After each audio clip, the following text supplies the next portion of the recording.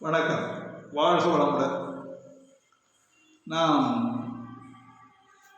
இதுவரையிலும் சூரியனோடு சேர்ந்த கிரகங்களுடைய கூட்டு பலன்களை நாம் விரிவாக விவரித்து வந்தோம். தற்பொழுது சந்திரனோடு சேர்ந்திருக்கின்றவர்களுடைய கிரகங்களுடைய கூட்டுத்தன்மை, கூட்டு கிரகத்தன்மை எப்படி இருக்கு என்பதை இங்கே விளக்க இருக்கின்றோம். சந்திரன் செவ்வாய் இணைந்திருக்கின்ற பொழுது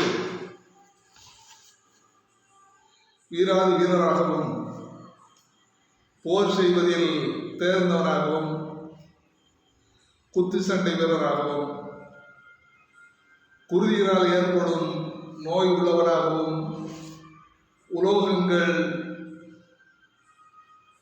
மண் மற்றும் தோல் போன்றவற்றால் செய்யப்படும் சித்திர பணிகளை செய்பவனாகவும்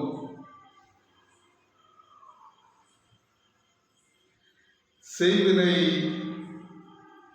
உச்சாரணம் செய்பவராகவும் இருப்பார் என்று சோதிடர்கள் கூறுகின்றனர். சந்திரனோடு செவ்வாய் சேர்க்கின்ற பொழுது இந்த பலன்களை, கூட்டு பலன்களை ஏற்படுத்தும் என்று சோதிடர் அவர்கள் கூறுகின்றனர். உங்கள் சாதகத்திலே சந்திரனோடு